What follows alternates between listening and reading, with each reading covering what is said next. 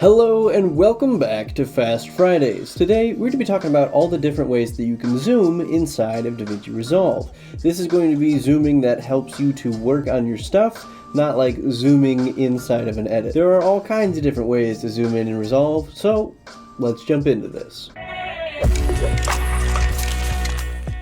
First, we're going to be talking about the edit page.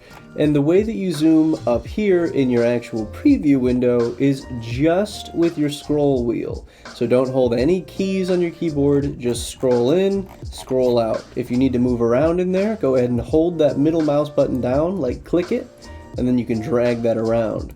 But if you try that down here in your timeline, nothing happens.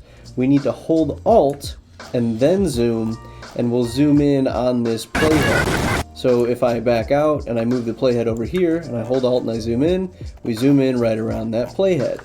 In the colors page, it's the same deal up here where we can just click and drag with our middle mouse and zoom in and zoom out with no extra keys.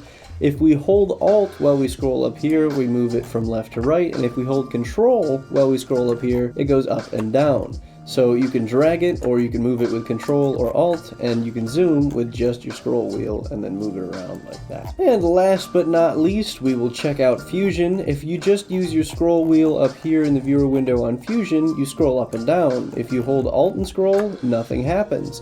If you hold Control and scroll though, we zoom in and we zoom out.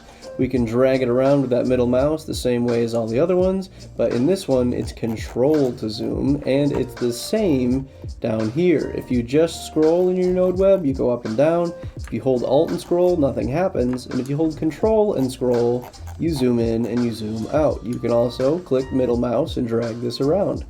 Those are the ways that you zoom in on the different pages of Davinci Resolve.